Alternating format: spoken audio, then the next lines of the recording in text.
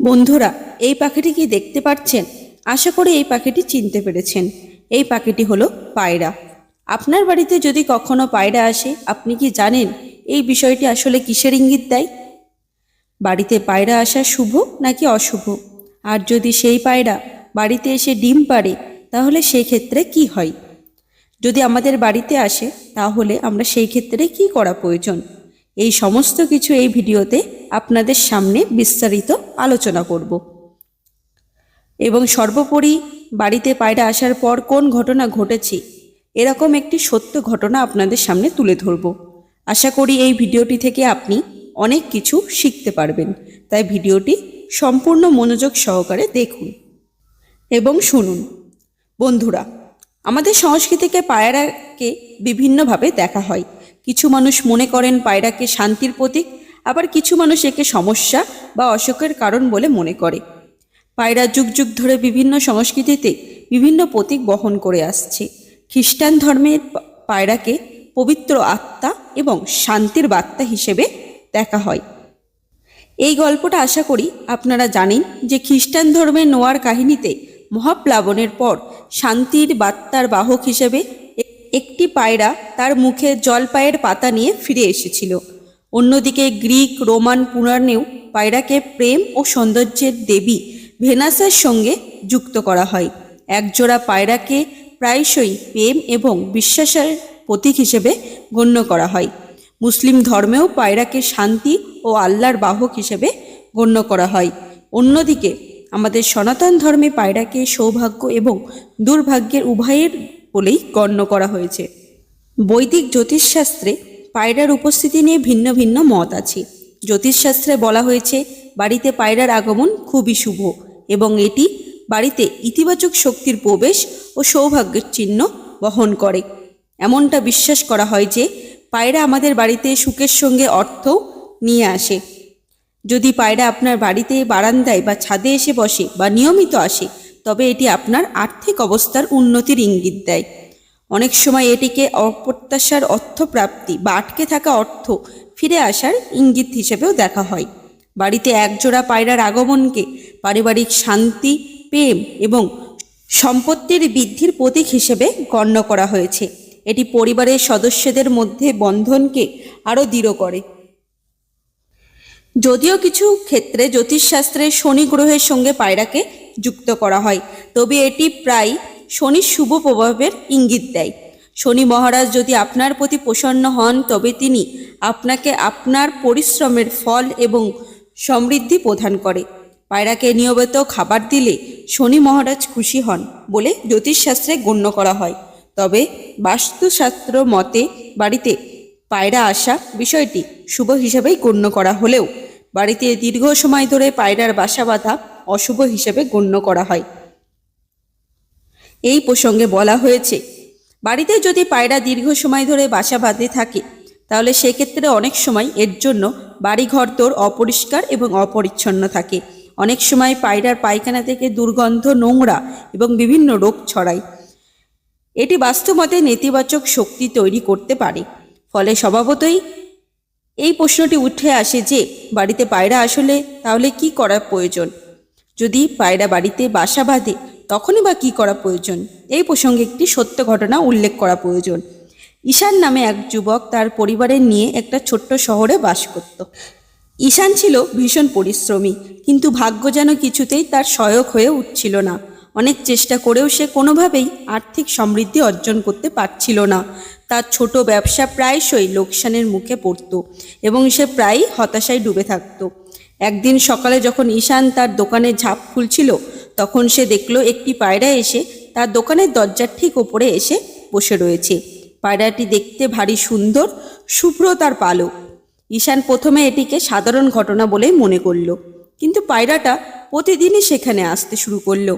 ঈশান প্রতিদিন কিছু চালের দানা ছিটিয়ে দিত পায়রার জন্য। ধীরে ধীরে পায়রাটা তার দৈনন্দিন জীবনের একটা অভিন্ন অংশ হয়ে উঠল। ঈশানের মা ছিল একজন ধর্মপ্রাণ মহিলা। তিনি ঈশানকে বললেন, পায়রা শান্তি ও সমৃদ্ধির প্রতীক। এই পায়রাটা তোর জীবনে সৌভাগ্য নিয়ে আসবে। এটিকে যত্ন করবি, দেখবি তোর ভাগ্য নিশ্চয়ই ফিরবে। ঈশান প্রথমে হেসেছিল, কিন্তু মনে মনে মায়ের কথা রেখেছিল। অদ্ভুতভাবে সেই পায়রাটা আসার পর থেকেই তার ব্যবসায় কিছু ছোটোখাটো উন্নতি হতে শুরু করলো। একজন নতুন ডিস্ট্রিবিউটরের সঙ্গে তার যোগাযোগ হলো, যা তার ব্যবসায় একটি বড় লাভ এনে দিল। এরপর তার একটি পুরনো বড় অর্ডার যা আটকে ছিল সেটি হঠাৎ করে পেয়ে গেল। যেন একের পর এক শুভ ঘটনা ঘটতেই লাগলো। ঈশান বিশ্বাস করতে শুরু করলো যে এই সাদা পায়রাটি সত্যি তার জন্য সৌভাগ্য নিয়ে এসেছে। সে তার নাম দিল লক্ষ্মী। ঈশান প্রতিদিন সকালে লক্ষ্মীকে দেখত, তাকে খাবার দিত। তার উপস্থিতি তাকে এক অদ্ভুত মানসিক শান্তি দিত। তার মন থেকে সমস্ত হতাশা দূর হয়ে গেল, তার আত্মবিশ্বাস বাড়ল। এদিকে সময় গড়াতে লাগলো। ঈশানের ব্যবসা ফুলে ফেঁপে উঠল। সে এক বড় দোকানে ভাড়া করলো, কর্মচারীর সংখ্যা বাড়ালো। সে তার মা ও স্ত্রীকে নিয়ে সুখে শান্তিতে জীবনযাপন করতে লাগলো। সে আজও সকালে উঠে প্রথমে যে কাজটি করে তা হলো তার দোকানের দরজার ওপর বসে থাকা লক্ষ্মীকে খাবার দেওয়া। লক্ষ্মী যদিও একটি পায়রা, তবে ঈশানের মনে করে যে সে তার কোনো এক বংশধর বা পরিবারের একজনই। কিন্তু ঈশানের কাছে সে চিরকাল লক্ষ্মী হয়ে আছে। সে তার জীবনে শান্তি, সমৃদ্ধি ও আশার আলো নিয়ে এসেছে। কিন্তু সমস্যা শুরু হলো যখন লক্ষ্মী দোকানের ভেতরে একটা পুরনো আলমারির ওপর বাসা বাঁধার চেষ্টা করলো। ঈশান জানতো যে পায়রা মলমূত্র থেকে রোগ জীবাণু ছড়াতে পারে, যা দোকানের পরিবেশের জন্য একেবারেই ভালো নয়। তাছাড়া দোকানের ভেতরে নোংরা হলে গ্রাহকদেরও খারাপ দেখতে লাগতে পারে। সে লক্ষ্মীকে আলতো করে সরিয়ে দিল, কিন্তু লক্ষ্মী পরদিনও আবার সেখানে এসেই বসলো। ঈশান তখন একটি নরম কাপড় দিয়ে আলমারির ওপর জায়গাটাকে ঢেকে দিল, যাতে লক্ষ্মী সেখানে বাসা বাঁধতে না পারে। কিন্তু কয়েকদিন পর সে দেখল লক্ষ্মী দোকানের কোনো রাখা একটা পুরনো তাকে ছোট ছোট ডালপাড়া নিয়ে বাসা বেঁধেছে। তাতে দুটো ডিমও পেড়েছে। ঈশান দ্বিধায় পড়ে গেল। একদিকে তার বিশ্বাস পায়রার এই ডিম পাড়া শুভ লক্ষণ, অন্যদিকে স্বাস্থ্যগত বিষয়টিও তাকে চিন্তা ফেলল। সে শুনেছিল যদি পায়রা ডিম পেড়ে ফেলে তাহলে সেই বাসা কখনোই ভাঙা উচিত নয়, কারণ এতে অশুভ হয়।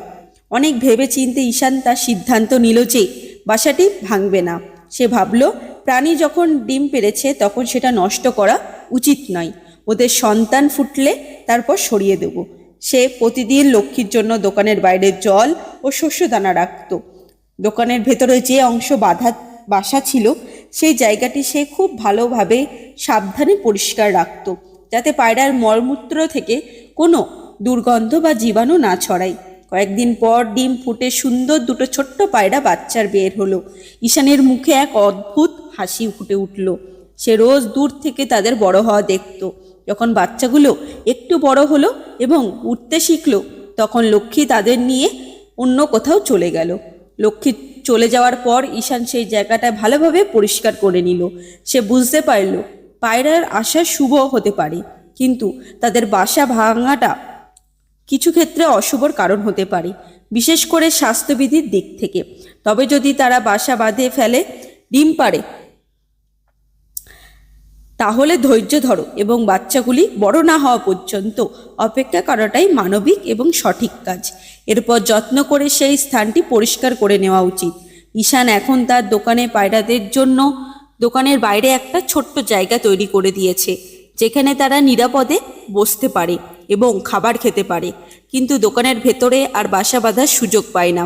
বন্ধুরা, আশা করি আজকের এই ভিডিওটি থেকে আপনারা বাড়িতে পায়রা আসা নিয়ে একটি পরিষ্কার ধারণা পেয়েছেন। পায়রা আসা শুভ না অশুভ তা আসলে আমাদের অনেকটা দৃষ্টিভঙ্গির ওপর নির্ভর করে। বৈজ্ঞানিক দৃষ্টিকোণ থেকে পায়রার উপস্থিতি একটি প্রাকৃতিক ঘটনা। প্রচলিত বিশ্বাস অনুযায়ী এবং প্রাচীন গ্রন্থ অনুযায়ী বাড়িতে পায়রার আগমন আর্থিক সচ্ছলতা, শান্তি, সৌভাগ্য বয়ে নিয়ে আসে। কিন্তু বাস্তুশাস্ত্র এবং কিছু লোকের বিশ্বাস বাড়ির ভেতরে পায়রার বাসা বাঁধাকে স্বাস্থ্যবিধির কারণে শুভ বলে গণ্য করা হয় না। তবে সবথেকে গুরুত্বপূর্ণ বিষয় হলো, যদি পায়রা আপনার বাড়িতে বা দোকানে আসে তবে এটি ইতিবাচক দৃষ্টিভঙ্গি দেখা উচিত। কিন্তু যদি তার বাসা বাঁধার চেষ্টা করে তবে প্রাথমিক পর্যায়ে তাদের নিঃসরিত করার ব্যবস্থা করা উচিত। তবে যদি কোনো কারণে তার বাসা বেঁধে ফেলে এবং ডিম পেড়ে ফেলে, তাহলে সেই বাসা কোনোদিনই ভাঙা উচিত নয়। ডিম ফুটে বাচ্চা বের হওয়া পর্যন্ত অপেক্ষা করুন এবং বাচ্চাগুলো উঠতে শিখলে তারপর সাবধানে বাসাটি সরিয়ে পরিষ্কার করে দিন। বন্ধুরা, এই বিষয়টি মনে রাখবেন, প্রকৃতি সবসময় আমাদের কাছে কোনো না কিছু বার্তা নিয়ে আসে। আর আমাদের যদি প্রকৃতির এই সহানুভূতিশীল হই তাহলে এই সুন্দর পাখিটাই আমাদের জীবনে শান্তি নিয়ে আসে। আশা করি দর্শক বন্ধুরা এই ভিডিও থেকে সমৃদ্ধ হয়েছেন। এরপরও যদি কোনো প্রশ্ন থাকে নিচের কমেন্ট বক্সে অবশ্যই জানাবেন। এই চ্যানেলে নিত্য নতুন ভিডিও পেতে চ্যানেলটিকে সাবস্ক্রাইব করুন, পাশে থাকা নোটিফিকেশন বেল আইকনটি ক্লিক করে রাখবেন। সকলে ভালো থাকুন, সুস্থ থাকুন এই কামনা রইল। আজকের মতো ভিডিওটি এখানেই শেষ করলাম। নমস্কার। ভিডিওটি দেখার জন্য অসংখ্য ধন্যবাদ।